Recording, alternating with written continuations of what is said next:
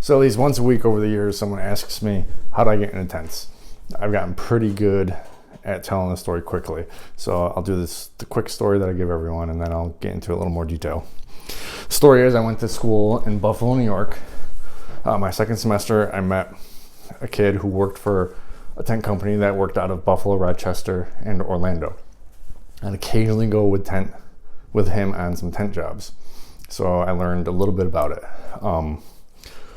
Between my second and third year, I came back home for the summer and needed a job. So I worked at a Taylor Rental, a local tent company that rented out party stuff and tools. I was a few weeks late to applying there, so everyone that was there was already friends. They were friends from school, so they left me kind of back a lot. I was just at the warehouse loading up trucks and cleaning stuff. But I did go out on the road quite a bit, and I started seeing prices of things. I never saw the prices when I worked for the company out of Buffalo and Rochester. So I saw the prices. I was like, wow, I could do this, because they're making quite a bit of money for us not working that long. We're setting up a 20 by 20, and they're making like $300-400. To me, 18-19, that's amazing. So I was in my last year of college, and I was thinking, what am I going to do? I'm going to have a history degree. I went to school for history and video production, but only got the history degree. I never turned in my portfolio for the video production. So I'm thinking, what am I going to do? I'm just going to go get some random job, like a gas station or something. But I had some bonds and some credit cards. So I took out an ad in the Penny Saver and started and came up with my name and put the ad in the Penny Saver and put an ad in the phone book about 3 weeks before school ended. So I bought one 20 by 20, a 20 by 30, and a 20 by 40. And I just worked out of my mom's SUV by word of mouth, phone book, and the Penny Saver, and started getting some jobs. I didn't get that many, but I got quite a bit, enough to feel cool. So then I went back to school. I'm sorry, I didn't go back to school. I got a job at a gas station and a hotel at a casino, an Indian casino, and I worked like 80 hours a week, as much as I could, still doing tents, so I could save up enough money to buy some tables and chairs. So I was doing good for a 21, 22-year-old.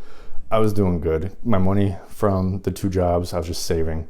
My money from the tents, I had a lot of money, more than my friends, and I could, take my girlfriend out. We could go to amusement parks and things like that and just pay cash. It was amazing.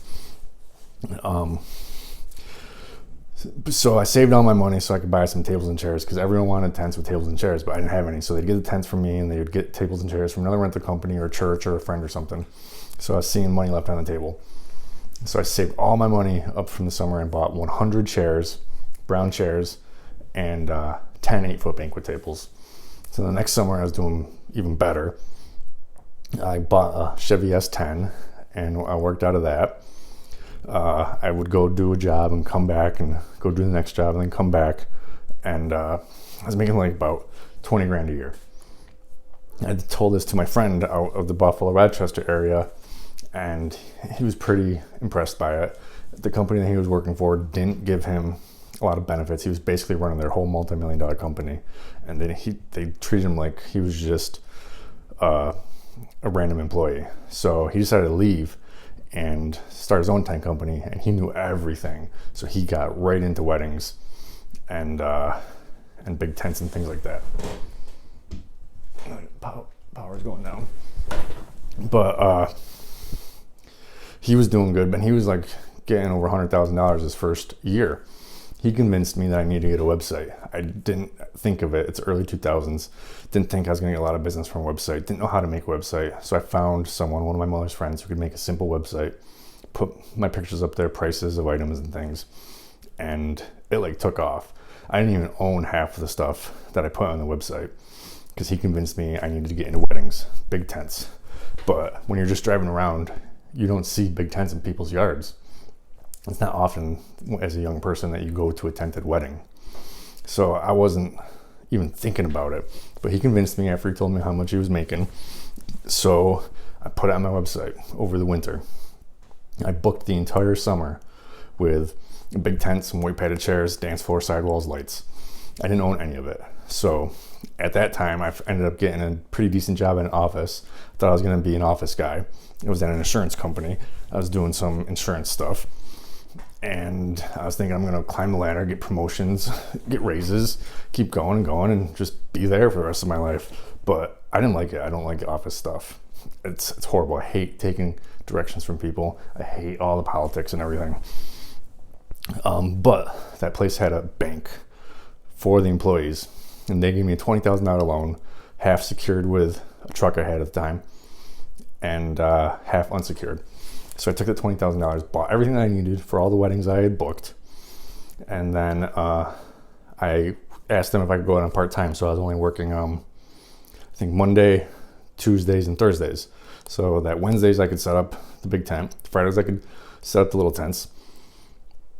And then Sunday I could take them down, and Monday after work I could continue to take them down. And I had a few friends working with me. We worked out of my mother's garage because I was still living at home. And I had my weeks scheduled perfectly. No time for anything else. I could do all my tents. I could still work at the insurance company.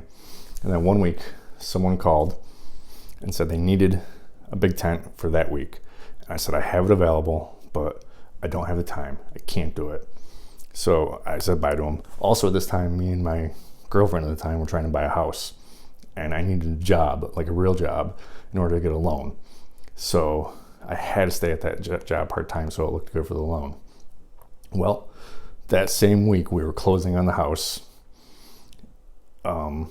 So I was driving with my two friends going to set up a tent. And I'm thinking, I really want this tent. It's a lot of money. It's like three grand. And to me back then, that was a lot of money.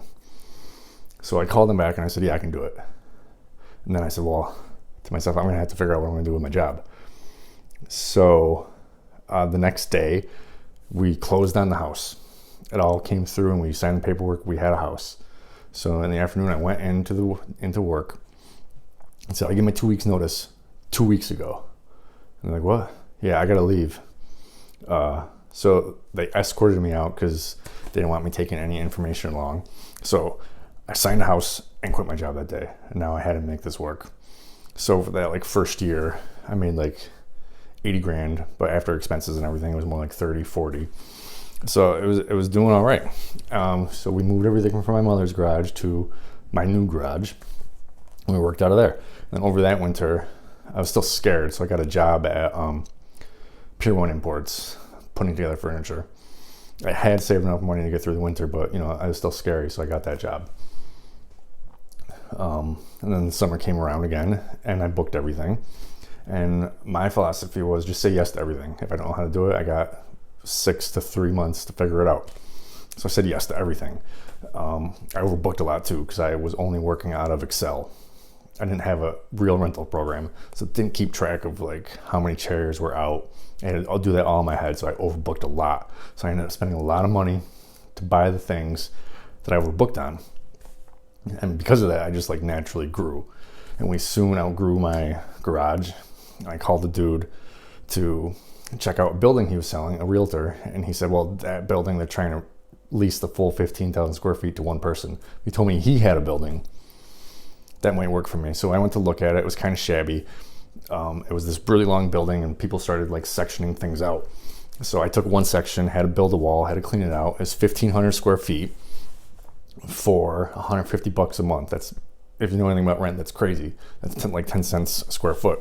So I got it. It was loading dock height. At this time, I already learned that I can't afford a box truck. So I've been renting box trucks on a day-to-day basis. Now I started renting one on a week-to-week basis. Got a little bit better prices. The truck just stayed there. The stakes stayed there. Everything was loading dock height, so I could just go in and out. That's one thing I learned from working at Taylor Rental was loading dock was better than handing everything up. It sucked the 2 years out of the garages, handing everything up. And because I said yes to everything and had to figure it out, I started amassing lots of stuff. I've never been one to spend money on myself, so basically all the money that I got, I bought more things, nicer things, weight padded chairs, frame tents, bigger tents. Biggest I go is 40 by 100. And then I saw the market for the medium sized tent, 30 by 60, 30 by 40. getting sides, getting more lights, getting more dance floor. And soon I outgrew my spot and I needed more. Just so happened the guy who had the space next to me had a heart attack and he could no longer work, so he vacated. So he knocked down a little bit of the wall. Now I had 3,000 square feet, actually a little more, like about 200 square feet. But they charged me for 3, so I paid $300 a month for 3,000 square feet, still 10 cents a square foot. Crazy. But then I kept buying things. I added a second crew. Started being difficult working out of that one place because there was other people there was vehicles in our way. I started getting bigger trucks, and I started looking around and I found a building, a 7,000 square foot building, and I bought it cash because over the years I've been making lots of money and saving it. And now we work out of a 7,000 square foot building that I'm doing improvements on and stuff. You can see the tour. I did another video with a tour, and that's it. We keep growing. I keep having to buy trailers to store Chiavari chairs in because they take up too much space in the warehouse and they don't go out every weekend. And we keep building things, building shelves, getting more room. And right now I have 2 crews. I have an office guy. I do this all summer and all winter. I don't do any tents in the winter, but because I've learned my lesson, and that'll be in a different video. But every day there's tables and chairs and dishes going out. And that's how I got started. I know I said I was going to give the short story. I ended up doing like a long story because the short story is really only 30 seconds long. I'll do it anyways. It goes like this. When a customer says, how'd you get into tents? I say, well, I was going to school and I had a roommate who worked at a tent company, and I worked with him sometimes. And then I came back and I worked at Taylor Rental, and I figured this is a cool thing.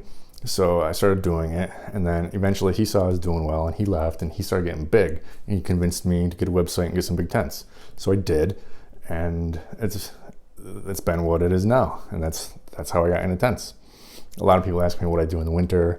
A lot of people don't think this is like a viable job. It took years for like friends and family and family of my wife to actually realize that I make a ton of money and that I'm not just some bum. It took years, and I used to get butthurt about it, like get defensive. But now I don't care. If someone thinks I don't make a lot of money because I am a dirty tent dude and I must be scraping by, whatever. I know that I'm doing well. I know I'm paying employees well. I know everything's going good. So it doesn't matter anymore. But yeah, that's how I got started. I'm going to do a whole lot of videos, things I learned over the time, things about efficiency, things about what not to do, tours of my warehouse. I'm going to do some setup videos. I'm going to go over specific products, how to like load them, how to put them on dollies, and the benefits of having a lift gate and the benefits of having a loading dock. Basically everything I've learned. I started this in 2005 and it's currently beginning of 2019. So I've learned a lot the hard way. Plus I've also benefited from having a friend who has a really big company that makes $5-6 million a year. I only make around $500,000 a year, but that's crazy because the way I run my business, everything's really efficient, everything's really smooth, very few mistakes. So my margins are high. I profit a lot in the years that I don't buy tons of stuff. So I pay myself just about as much as my friend who's making 10 times the amount. So basically, I'm just going to teach you everything I know, and hopefully you can start a tent company, even if it's just a small one on the weekends where you're making an extra $800 a weekend. That's a lot of money. That pays your mortgage, that pays your groceries, that pays your childcare, that pays you just working on the side, busting your ass every Friday, Saturday, Sunday, and Monday. Can get you very far. And then if it gets very successful, you can rent a warehouse, you can rent a truck, you can have employees, and you can just do it full time. Like this is a full-time job doing tents, and it is a high-paying business, and it is easy to get into. And so stick with me. Hopefully, hit subscribe. I'm new to YouTube, so I suck at talking to the camera and stuff. But hit subscribe, give me a like, Right now, all the videos are not monetized. So if you subscribe and like and watch, don't think you're just sending some guy who makes a lot of money already doing tents more money, because I'm not getting any. So thanks. See you next time.